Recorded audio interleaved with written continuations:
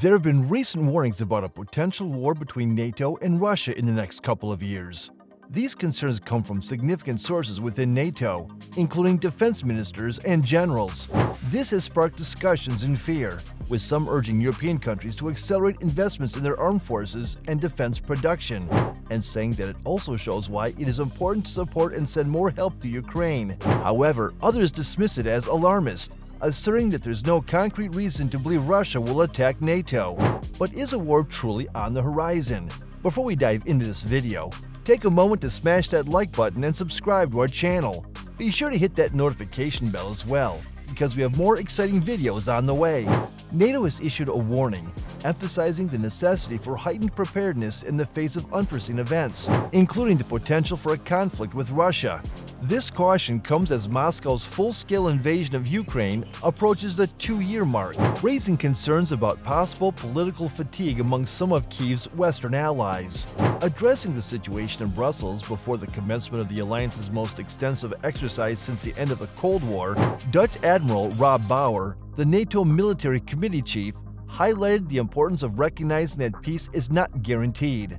Bauer stressed the need for NATO forces to be ready for a potential conflict with Russia, stating, "We have to realize it's not a given that we are in peace, and that's why we, NATO forces, are preparing for a conflict with Russia." Furthermore, Bauer urged the alliance to be on high alert for unexpected developments, stating, "In order to be fully effective, also in the future, we need a warfighting transformation of NATO."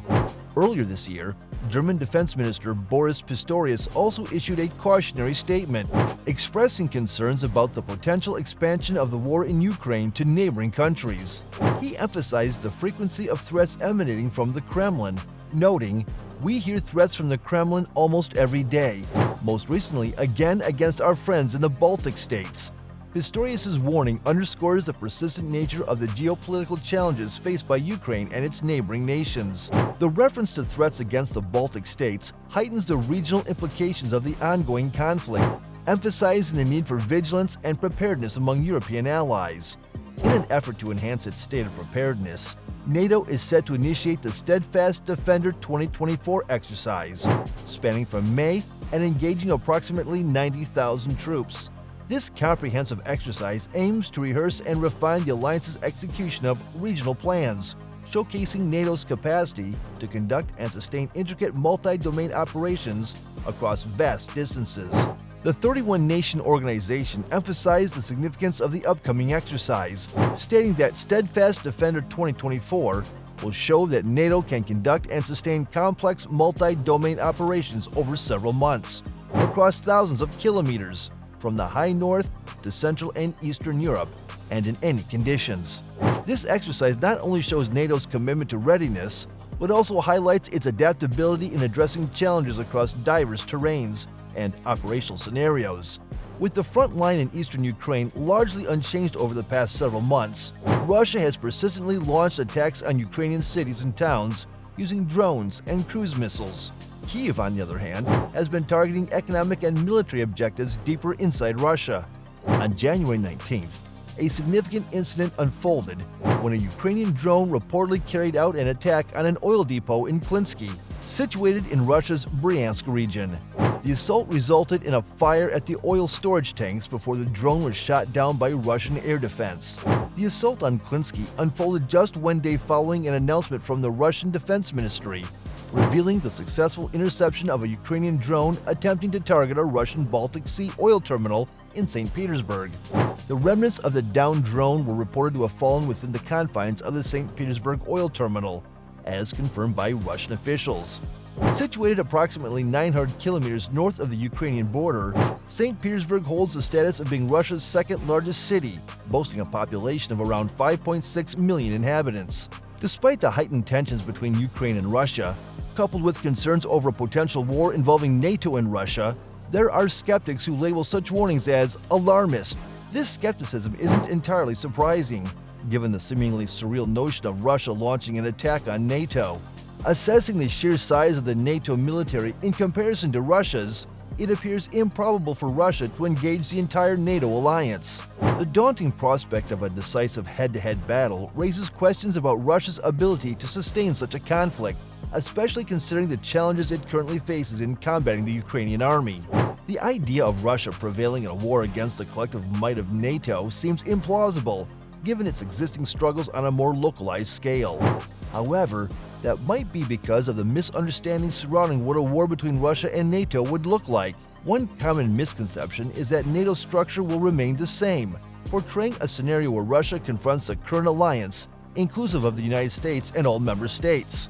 Another prevalent misinterpretation revolves around the notion that this conflict would primarily be about territorial conquest. Many envisage a traditional war where borders shift and countries are annexed, projecting Russia's imperial ambitions. However, contemplating Russia's perspective on international politics reveals an alternative outlook. Russia's ideal international system revolves around bilateral relationships, emphasizing direct negotiations and interactions between countries. In this vision, the absence of international organizations and regulatory frameworks becomes paramount, fostering a more straightforward nation-to-nation dynamic. Russia's preference for bilateral relations with other countries is rooted in the strategic advantage it gains during negotiations. When faced with entities like the European Union or NATO, Russia perceives itself as the smaller player. However, engaging with individual countries on a one-on-one basis significantly strengthens Russia's negotiating position. International organizations play a pivotal role in creating a regulatory environment where major powers encounter limitations in exerting control over smaller nations. This framework empowers smaller countries, as the international system operates under diverse rules and the oversight of various regulatory bodies and organizations. Understanding that a direct military confrontation with a unified NATO is an improbable victory for Russia, the objective might not be to wage war against the entire NATO bloc. Instead, Russia may try to undermine NATO's cohesion, potentially leading to its dissolution. The primary goal here is not territorial acquisition, but rather destabilizing the Western alliance to reshape the international system.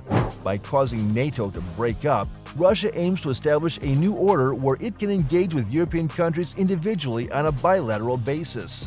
While the possibility of a war involving Russia and NATO looms, the future remains uncertain, and only time will tell if tensions will escalate into a full-fledged conflict or diplomatic avenues will prevail.